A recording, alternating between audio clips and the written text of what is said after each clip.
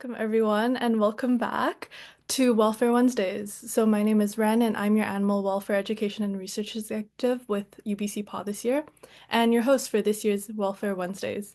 So, with these segments, we're just hopefully trying to help you guys gain a better understanding of animal welfare and maybe discover a new potential career path in this sector as well. So for today's session, we have a very special guest here with us. It's Dr. Joanna Makowska. Joanna is currently a director and senior scientist of the Animals in Laboratories program at the Animal Welfare Institute in Washington. She did her master's in science and laboratory animal welfare at the UBC Animal Welfare program and is currently also an adjunct professor at UBC as well. So Joanna's research is really interesting and it looks into laboratory rat welfare and it's been recognized by the 2016 N3CR's International 3Rs Prize.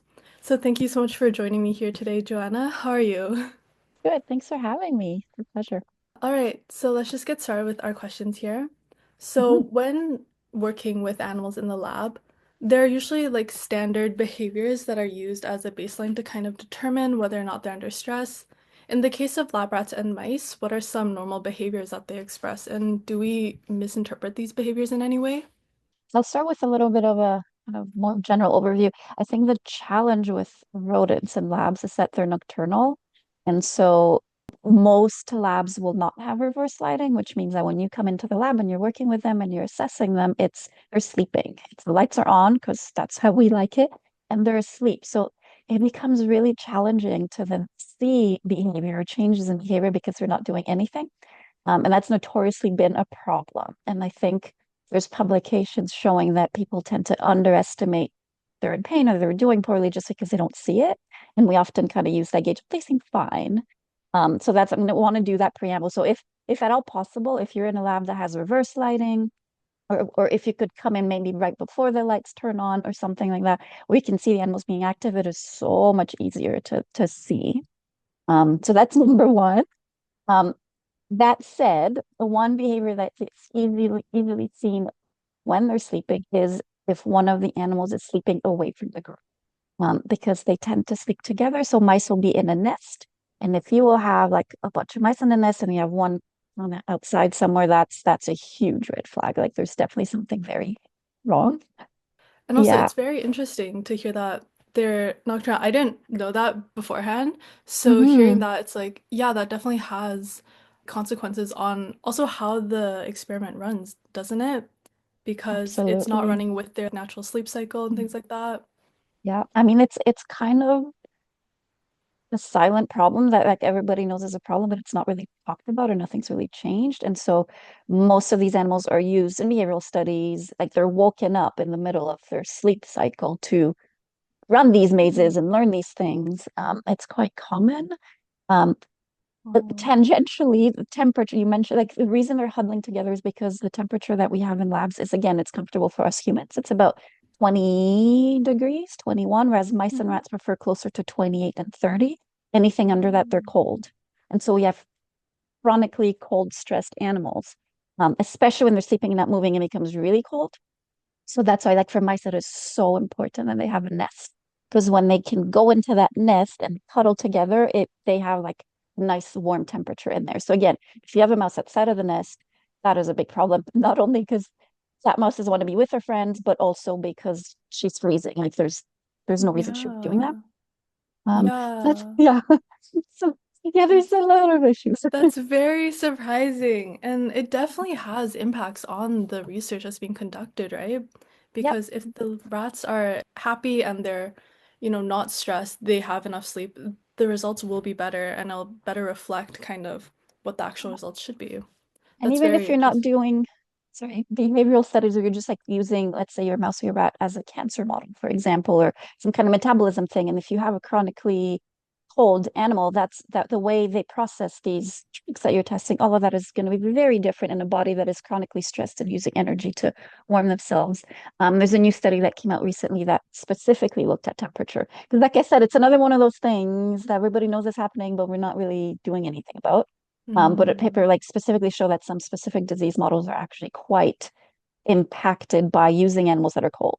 But if you have awake animals, sometimes like they will wake up because they know that when a human comes in, they're gonna, you're gonna open the cage, you're gonna give them treats or something. So they will wake up. So behaviors you can look at then. Um, so this is similar, I guess across many species is like a hunched posture. So kind of like guarding the stomach. That's a big one. If their fur is a little bit unkempt, so both rats and mice will have their fur standing on end just a little bit instead of being nice and flat and smooth. Again, that's a sign either they're cold or something else is happening where they're stressed. Yeah. And I have a question actually. Because these lab conditions, they tend to, I guess, put these rats and mice under stress, would it be seen as kind of normal for their fur to be like standing up a little bit, or is it not? So kind of depends. So if they've just undergone surgery or they are in a study that is like causing chronic stress, then yes, you will see these things because that's part of what's happening to them. But let's say your control animals or animals that are just used like in behavioral studies where they're just like you're looking at learning behavior, for example, and they just make them run a maze, like they shouldn't be stressed. So in those animals, then like if you see this first standing on end when you come into the lab one day, that's your signal to be like, okay, I got to look closely at this animal. Something is happening. Some other signs that you can actually even see when they're sleeping is with rats. I don't know if you've heard of porphyrin. Blood thinner? No, Is it heparin. That's good. No, heparin? it's a Close. similar word. And actually, so porphyrin is a substance that comes out of their eyes and their nose that looks like blood. So Okay. there's many connections here. So only rats have that. It's kind of like, we have tears. They have this red substance called porphyrin. It's not tears, it's not blood. It'll come out when they're stressed. So again, so like let's say sometimes post-operatively, or if there was something like a really stressful noise or something stressful happened, the next day you'll come in and a lot of your animals will have these like kind of red staining here and around the nose, not to be mistaken with Oh. blood. But that's another kind of clear sign that that animal's stressed. And often you have like everybody looks nice in the room, but then a couple of the animals will one day start showing that. So you've got to assess that. Maybe there's cage dynamics going on there was there's an aggressive animal and that one is stressed because it's getting picked on, for example, something like that. And Yeah. also it's like a very it's a very immediate notice, which is, I Mhm. guess, a really good one. But also because of that, I find it quite concerning because it's so prominent. Definitely. And most of the rats that we use in labs are albino, so you'll see it very well because they're Oh. white, right? And then you have this like green stuff. So that's a big one for rats. And then another big one for mice that will show stress. It's called barbering. It's a behavior. It's so the word barbering comes from barber, and the reason it's called that is that animals that are stressed will tend to chew on their mate's fruit, and they start with the whiskers. So that's where the barber word comes in. It doesn't have to be on the whiskers, it can be anywhere on the body. It just tends to start with the whiskers. So when they're stressed, they just like over groom. They will chew Oh. and groom so much that their just skin is exposed. Some strains of mice seem to just always develop that.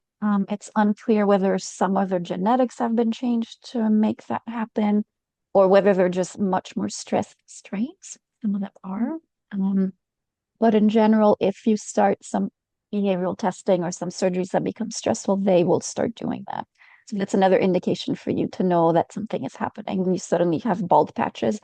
It can be on top of their heads, on their backs, on their paws, and on their face. Yeah. Oh my Yeah, so you God. get these patchy Right. mice. Rats do it too, but not as common. So that's more of a mouse indicator of stress. Yeah, it's incredibly concerning, especially because it's like a physical kind of thing, and they consider as not as stressful, I guess, or as a way to respond to such Yeah. high levels of stress.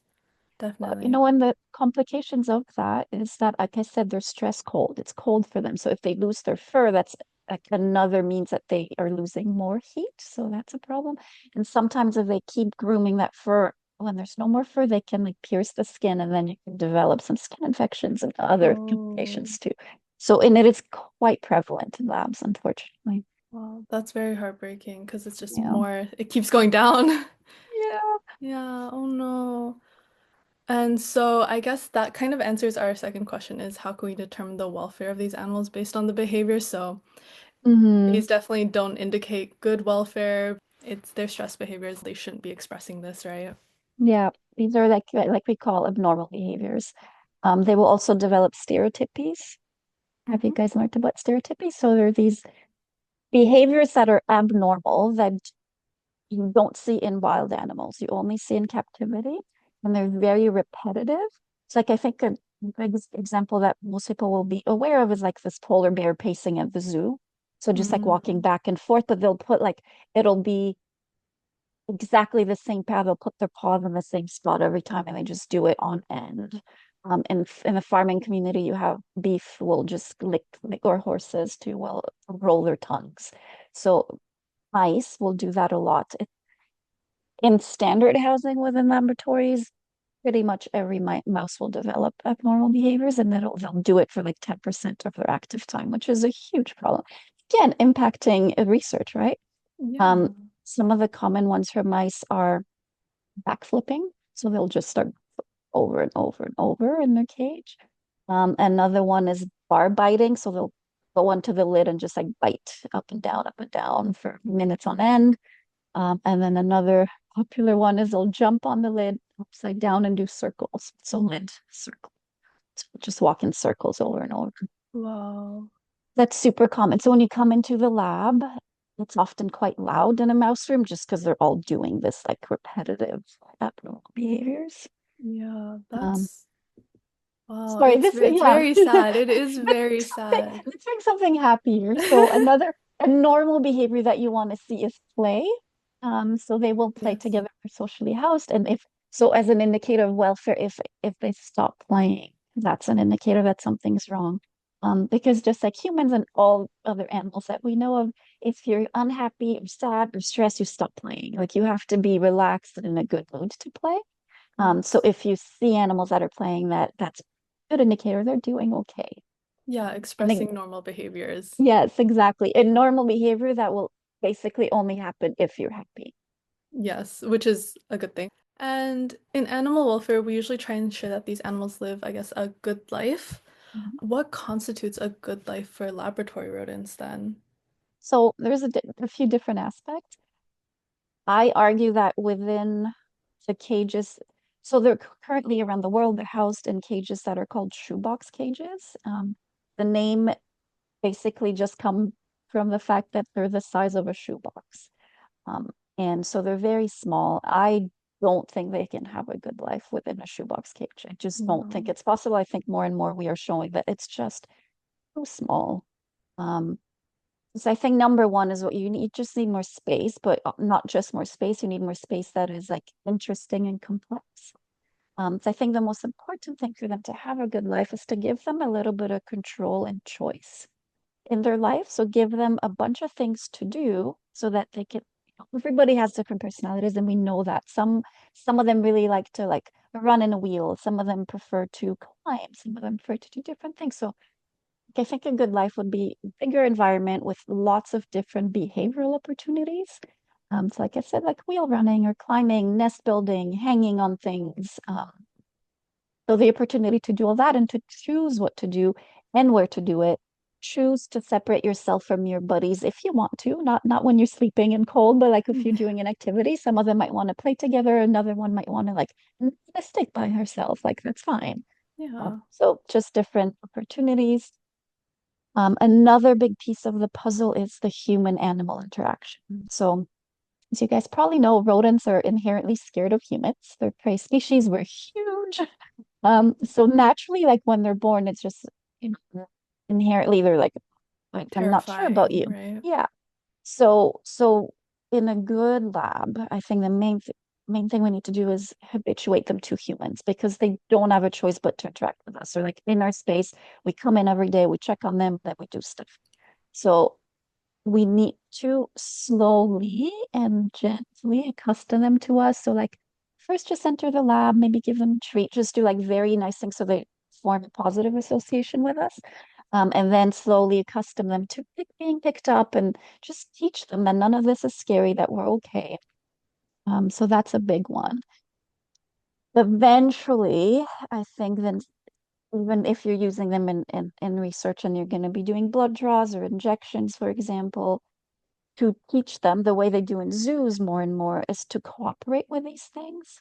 Because typically, if we don't take the time, we're gonna have to restrain them. So you kind of catch the animal, the rat or the mouse, and you restrain them and you poke them and they don't know what's going on and all of that. But you could and you should take the time to use positive reinforcement training to teach them to come to you willingly, and in exchange of a treat or something, then they can give you their paw or their tail or just sit there calmly and not be stressed about these things. So I think all of this kind of would paint a picture of a better life. Ultimately, I think free ranging environments, whether even captive, but free ranging, people have done that a little bit. So let's say you have a huge room that's kind of like a barn, and then you have big colonies of animals. They have transponders, so you can monitor them where they are. And so they can still establish their own colonies or families, all of that. And I think that would make much better models for medicine, first of all, but also just give them that better life where they have a semblance of a normal life where they make choices about how they live. Yeah, absolutely. I mean, I think that's why I know a lot of zoos they try and make these activities to increase welfare of their animals, right? Just Mhm. engaging activities so that they're not doing these abnormal repetitive motions, right? Behaviors. I don't know, we like as humans we are given so much space, yet we confine these animals to like the shoebox cages. That's very like that big? That's very small. And they're Well, so and yeah. for small for both species, but for rats, they're relatively even smaller. And one of the things I showed in my research is that a rat can't even stand upright in a cage. Like they're not even, Oh, in agriculture we say chickens, like the new regulations, they should be able to, extend their wings without touching the walls of their enclosure. Well, rats can't stand up fully upright. The regulations are changing, based on this and other research that it's something we should provide them. It's still not quite there, but it's very restrictive. The length of a cage is like a body length and a half of a rat. They really have that's nothing to not do. that's no No, room and at all. anybody who knows like pet rats knows that they Big need space. cages. And even in their big cages, they're still supposed to be let out to free roam a few hours a day, right? Yeah, These rats absolutely. spend their entire lives in these tiny little cages. And if they're scared of humans and also like it's not a good life. It is a very No, stressful right. environment to be And in. also with the especially Mhm. because if you use punishment, aren't there a lot of like kind of negative side effects because you're using something aversive? Mhm. Yeah, I actually studied the effects of training methods on dog welfare. So that's for like the pet dog industry. Yes. Yeah, absolutely. So punishment and negative reinforcement doesn't change the underlying emotion of what you're doing. It just scares you into doing what you know you have to do or else it's going to hurt. It's Mm. also a terrible way to learn. You're just kind of constantly walking Forced, on you're eggshells and trying scared. to, yeah, whereas positive reinforcement, the what you do there is you're trying to change the emotion and change the association of like, I'm going to do this because I want to because I'll get a reward. It's just a both can be effective, both work in terms of getting the behavior you want, but one is a horrible experience in life and the other one is a positive one. So So thank you so much, Joanna, for joining me here today. That was a really interesting conversation. I learned so much, and I bet a lot of our members did as well. And if you guys are curious, I do believe Joanna has a video on animal care systems, which talks more about lab rats. And it's very interesting. You guys should absolutely watch it. It's not talked about as much, but it is still incredibly important because these are so many animals. Like, how many are in how many do we have at UBC? I know we have a couple like the Center for Comparative Medicine, we have quite a yeah, few. we have We have many that so Center for Comparative Medicine has a few rats and mice, but mostly large animals, pigs, rabbits, some sheep, llamas. Um, and then there's the Center for Disease Modeling at UBC, which is a centralized rodent facility. I don't know what the numbers are. There's several ones. it's a lot, Hospitals have them. It's a lot. In Canada, I think it's 12 million, I believe. right? Might be wrong, 3 to 5. I can't remember. It changes every year. Sorry. It's But okay. worldwide, it is millions and millions of animals. Right. So this research impacts them so much, and not enough people talk about it, I think. So I think this was an amazing conversation. Thank you so much again. All Very right. well. And thank you guys so much for joining us here today. And I hope you enjoyed.